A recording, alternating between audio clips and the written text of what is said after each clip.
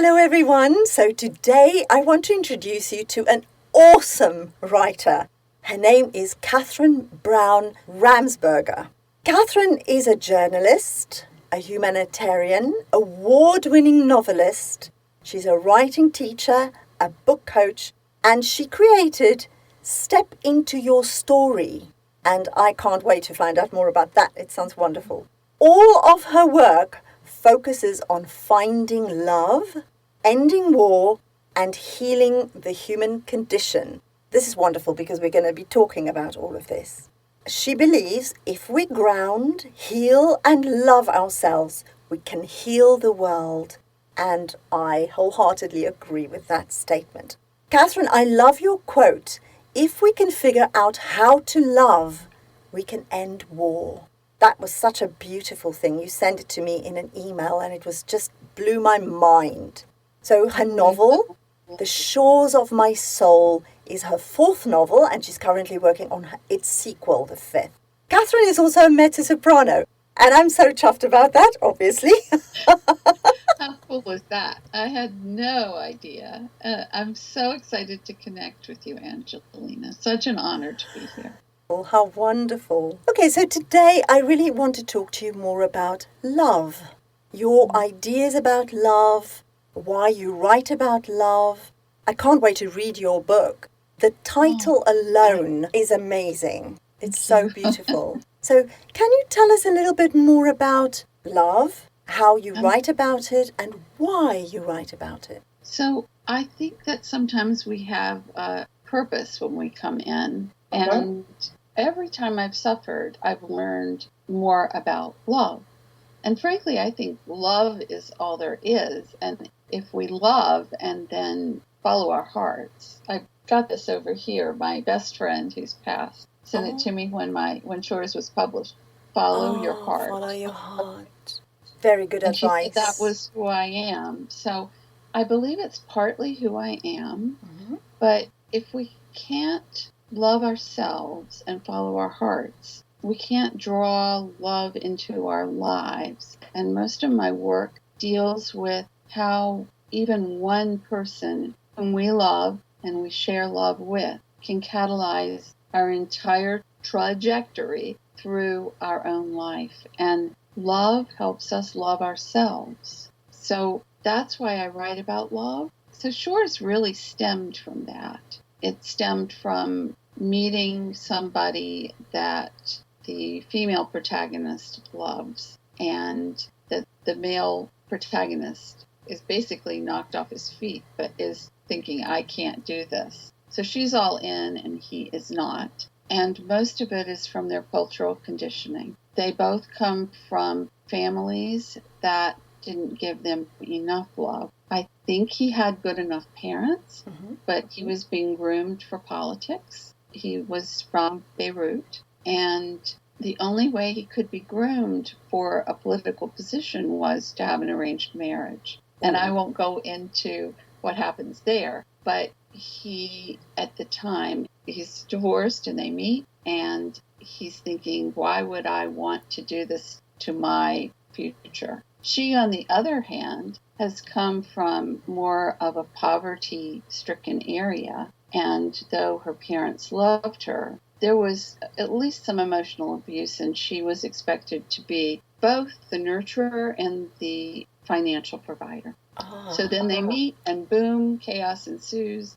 And I think that the first book is about how they change each other, and the second book is about how they heal each other. And if I write the third, which I hope I do, it will be about how they heal the world together. The first book takes place in the early 80s, the second in the early 90s, and in southern Sudan, where she's become a humanitarian. And the third book will take place in Beirut itself, which I'm very excited about because I haven't lived there, but I've spent time there. So I'm excited to talk about a place that I know and love. It sounds wonderful. I can't wait. You must write the third one too, please.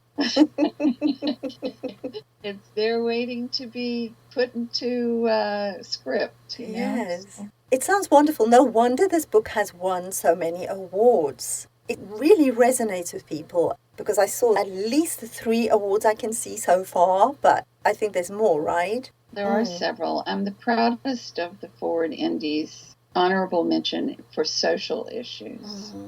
But it also won an America's Best Book Award. It was a finalist in New Orleans Faulkner Wisdom Literary Competition, and it won another award for multicultural genre. Oh, I can't wait. Thank you. I think there's a reason we connected, because I read your messages and I feel they're so similar to what I believe, and I can't wait to read Under Namibian Skies either. Oh, thank you. And then on to the rest of your work, because I obviously sing. So I'm excited about that. If you like the singing part, then I suggest the first book of mine you should read is The Healing Touch, because that's all about the arts. But that's a perfect title. I'm excited to read that.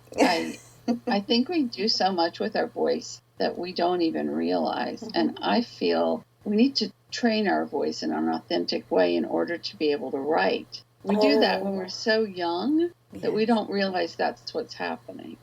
But I think that that's very true, because my singing voice came long before I started to read and write. Yes, I can relate to that. Mine did the same thing. But I love what you say about training your voice in order to write, because this is one of the things that I know we're off topic slightly, but this is a really good thing to talk about, I feel. It's great to go off topic. Absolutely.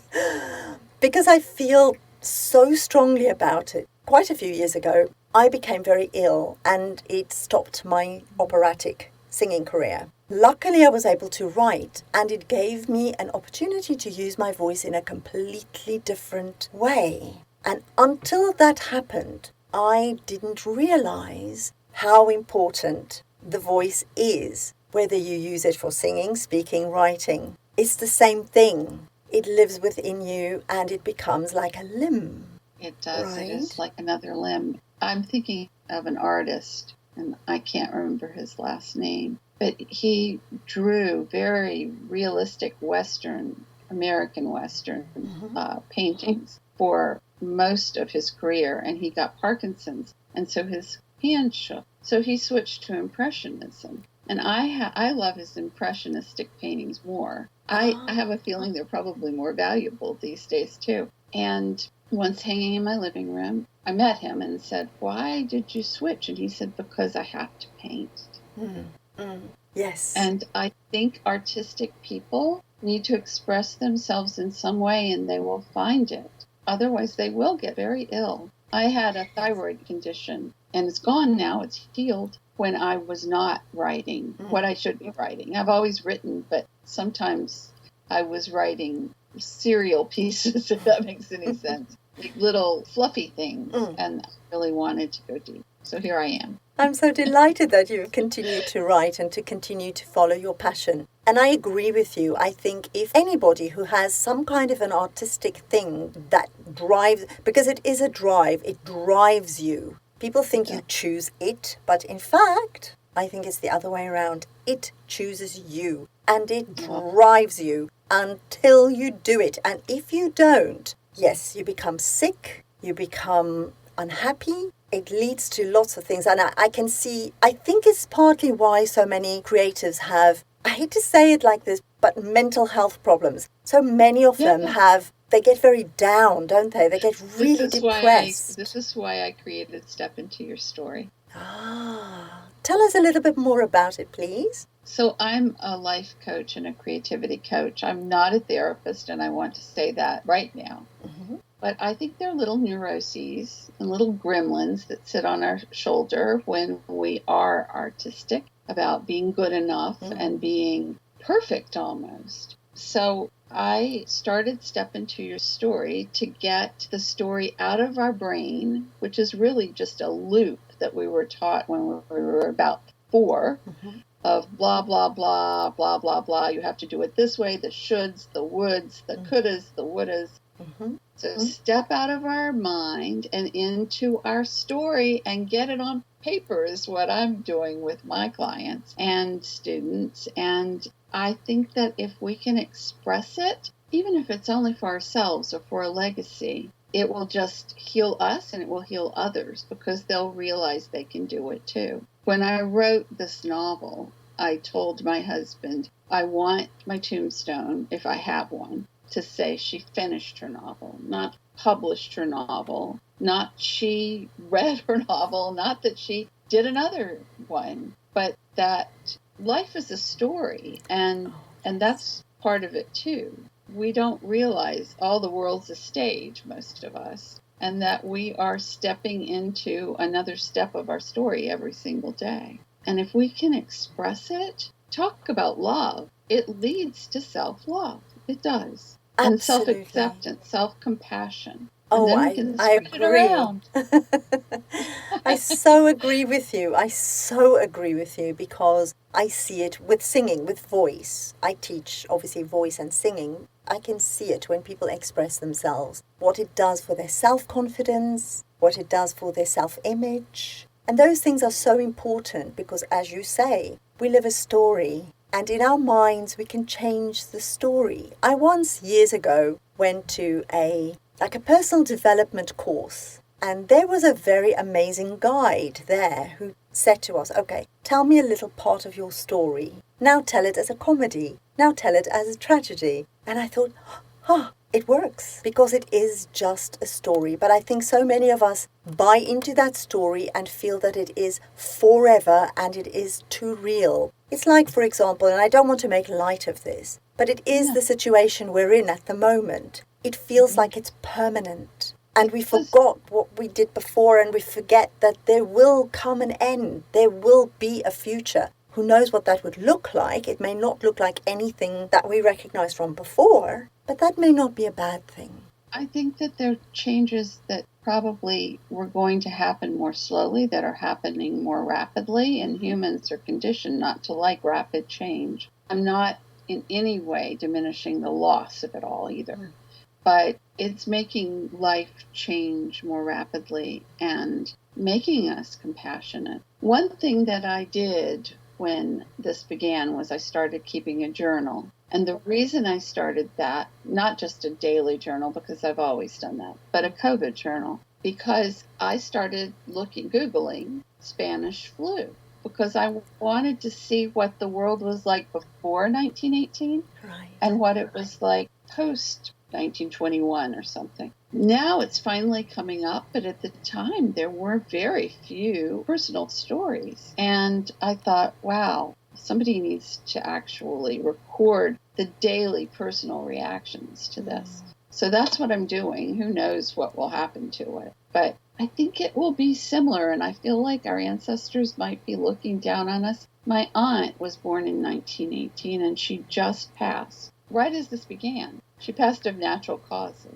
But I immediately thought, I wonder what she went through when, as a little tiny girl, that she would have been able to teach me now. So it's another reason I write, is for future generations. And I'm excited about the digital world because it will be here for other people, not just mine, but everybody's. Everybody's stories will be there to help other people navigate and figure out that change will happen no matter what we do, and that it might not all be bad. That's wonderful. I love that you're keeping a COVID journal because you're right. It has to be documented and it has to be the personal stories told. There's too much on the public stage, and I'm not dissing the public stage or politics or any of that. Whenever a crisis happens, I worked for the International Red Cross and Red Crescent, and I was in both publishing and for a time in media work.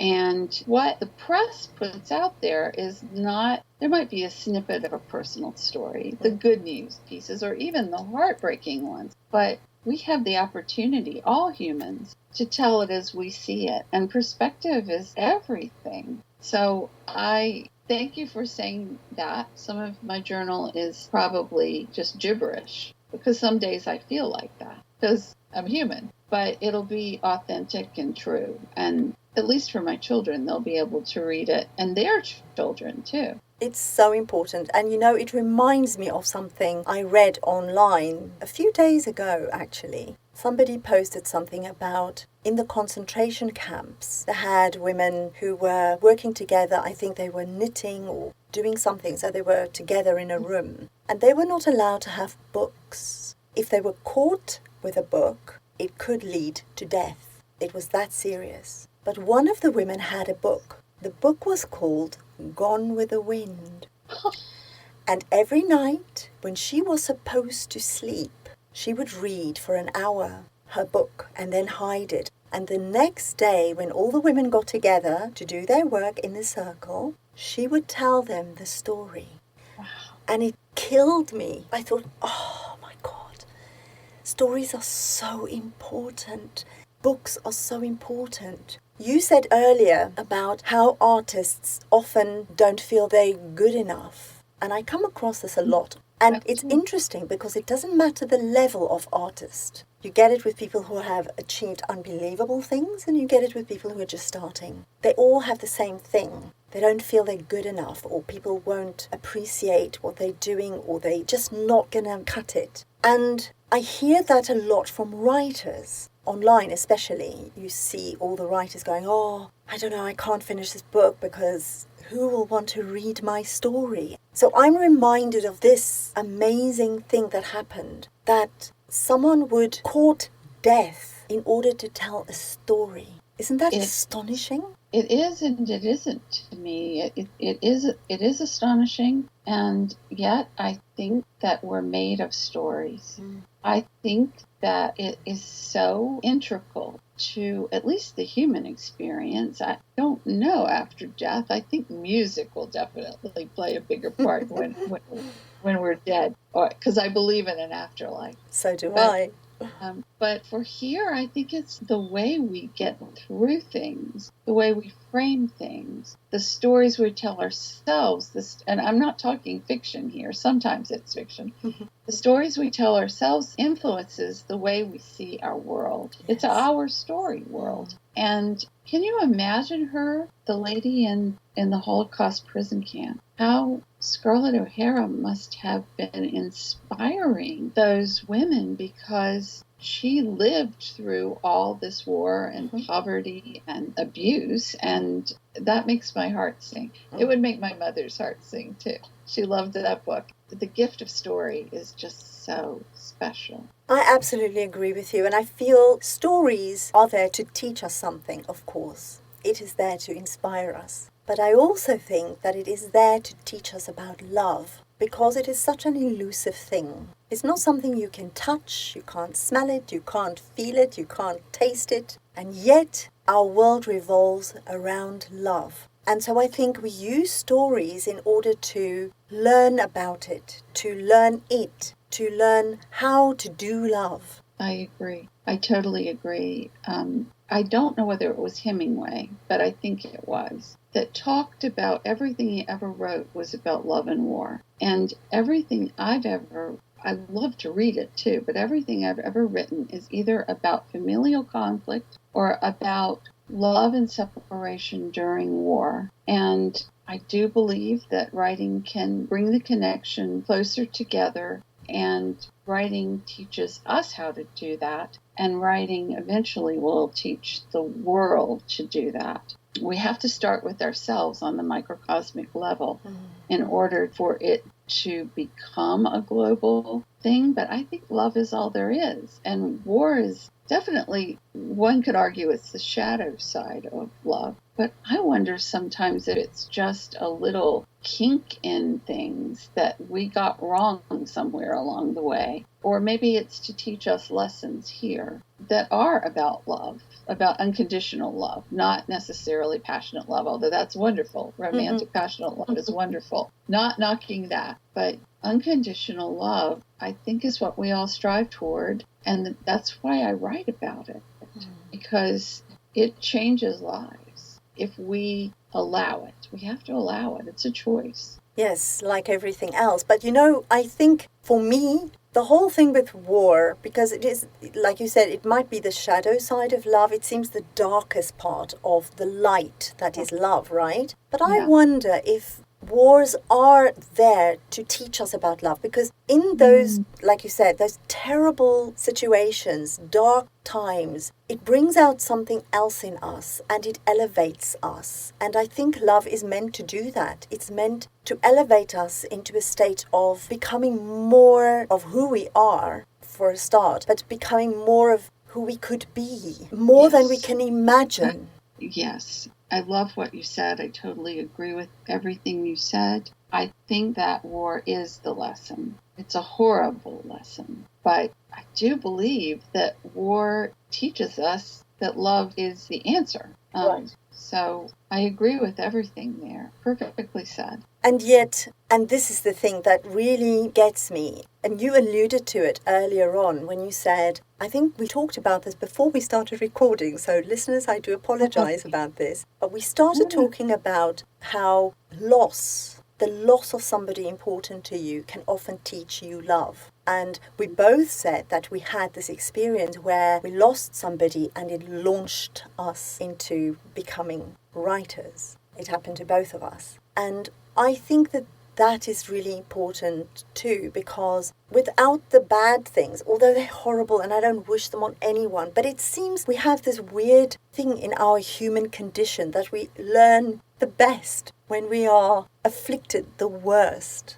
I totally agree with that too. I wish we could learn from love. So do I.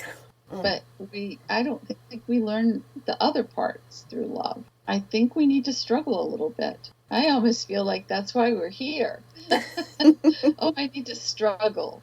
I need to struggle for 100 years or so, and then I will know a little bit more about whatever lesson it is. But with war, I do believe war and loss, and often they're very interconnected. It's that disconnection that leads us back toward valuing a connection. And right now, in terms of COVID, I think the separation is making us appreciate those hugs, those family visits, those rituals that make us human. And the opposite disconnection shows us that we need the connection. Right. So on a very intricate, dark, horrible way, war is the ultimate disconnection that can lead to a loss of someone we love. And I know a lot of military, I just interviewed one yesterday, Kathleen Rogers, who had a husband who was a military pilot and had a son in Iraq and Afghanistan. And that's just, I can't imagine. She didn't lose either one. Her son's still here. It's amazing, considering how much death. But I can't imagine. I hope I write a book like that someday about mothers and wives all across the world who send their children to war. I have a greater appreciation for my grandmother and my mother-in-law. They all sent their sons off, and they came back. My uncle barely, but it teaches us so much because it separates us from love. It's interesting, because I was going to just say that I think war is the teacher. Adversary is the teacher that expands us, because love is expansive, isn't it? And I feel that it expands us. It enhances us. It grows our spirit. But it would be great if there was another way, a gentler way. I'm waiting for it. Yes. I'm not holding my breath, but I'm waiting for it. I have a lot of hope that we might get there someday. Yeah.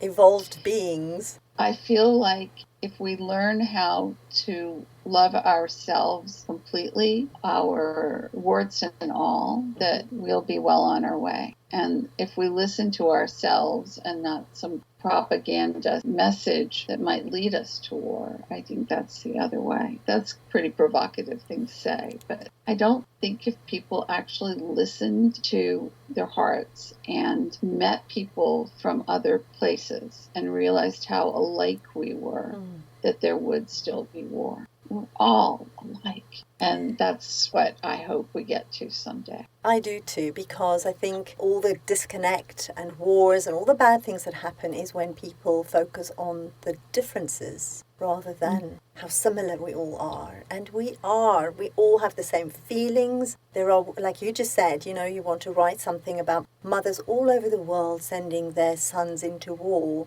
and obviously now their daughters too. But every culture in the world can relate to that. And one thing I did with Shores was that I made the two protagonists, the male and the female, as different as they could possibly be. And believe me, when they meet, they're rather damaged too. And still they bridge the differences and they heal each other. Mm-hmm. So I kind of kid around that if they can do it, so can we all. I love that, yes. Well, the thing is, I do think love is the greatest healer there is. You said about us loving ourselves, warts and all. And I feel that's quite difficult to do because we have so much programming that tells us we're not good enough, we're not slim enough, we're not rich enough, we're not pretty enough, we don't have enough hair, we don't have straight teeth, I don't know, whatever it is. Oh, don't mention hair right now. Oh, that's why I'm wearing a hat, darling. Your hair looks amazing. I was just admiring it, actually. Oh my goodness, thank you. I work on it a little bit, but it hasn't been cut in forever. I say I'm Rapunzel. I'm just going to start sticking out the window because I don't go anywhere, and my hair keeps getting longer and longer. Yeah, so I think it is quite difficult to love ourselves. And you also said earlier about the self-talk, our self-talk. We're very critical of ourselves, more so than any other person. Sometimes I listen to people's, especially when I'm working with them, on their voice, because they're unaware of the words that they use. And I hear them saying things about themselves, and I'm thinking, ooh, if you said that to a friend, they would run away. But you are saying this about and to yourself. This is a terrible thing to do because you are breaking yourself down all the time instead of appreciating who you are, appreciating how beautiful you are, appreciating the fact that you're a god or a goddess. And so it saddens me sometimes when I hear that because I think that is a disconnect. It is. And I'm going to go back to my chip analogy. Mm-hmm. If we were computers, mm-hmm. which we're not, we're human, but say we had a chip inserted into our brains when we were 3 or 4, mm-hmm. and it was a recording that went around and around, we would eventually come to believe it. And when we're young, our parents, for all of their life, I've been a parent, so I understand, you can't let your child run into the street. You can't let them eat your cat's food. Things like that. They're not supposed to put their fingers in the electrical socket. But so many sensitive children, and I've worked with creative sensitive moms of creative sensitive children, and my own children are like that. The creative and sensitive adult now. But that becomes a recording because we're so impressionable at that age. We are so like a sponge. And that loop, whenever something bad happens or somebody criticizes us or we're sitting in front of a blank page or maybe on a stage someplace, that loop starts again. Mm-hmm. And that's why, again, I've created Step Into Your Story because there are techniques, and you probably have some too, that get us out of that tape. It's corrupted. We don't need it anymore. Mm-hmm. And then we replace it with a new one, just like we update our computers. So it works. It's amazing sometimes even to me. But that's a great analogy, actually. I mean, I do think our brains do work a bit like a computer's. Yes, you're right. Obviously, as a singer, I can tell you about breathing techniques and how when we're young and people go, don't do that, don't sit like that, don't, mm-hmm. everything goes up. You start breathing really shallowly in your body, and that affects everything, absolutely everything. So the first book in my series on voice, the entire book is about breathing because mm-hmm. the breathing is where the problem can be fixed fundamentally. And it is very interesting because it happens really young. I mean, I think it's about by the age of 2. That tape is laid down. It's laid down. Well, that's really interesting. Mm-hmm. It makes a lot of sense because my grandmother was a self-taught musician, mm-hmm. and my mother was a wonderful pianist, but really did not enjoy singing. And when I was 5, I said, I want to join the choir. And she said, you'll have to learn how to breathe. And I remember saying, what? I know how to breathe. And I don't know why, but I've been gifted a powerful set of lungs. You wouldn't know it when you talk to me probably, but when I sing, I've just always been able to fill them. But it's wonderful. And I do work with breathing with clients. I hadn't thought of it like that. I hadn't thought that it began with the breath. But of course it did for all of us, because we take our first breath when we leave the womb. Yeah, so it's all about the breath. Well, we're coming to the end of our interview, so would you say that maybe to start loving the world, to have the world transform into love, we should start changing the tape in our heads? We should start breathing in different ways? So one thing that most singers know and most writers know is that we're not just sharing our stories. We're sharing our intentions and we're sharing our breath. And one way we can spread hatred is through the breath. And one way we can spread love is through the breath. And I say, let's choose love. Let's choose music and using our authentic words and step into our story and change the world by changing ourselves. That's a brilliant message. Thank you so much. Oh, it was so much. Delightful to talk to you. Thank you so much for joining us today.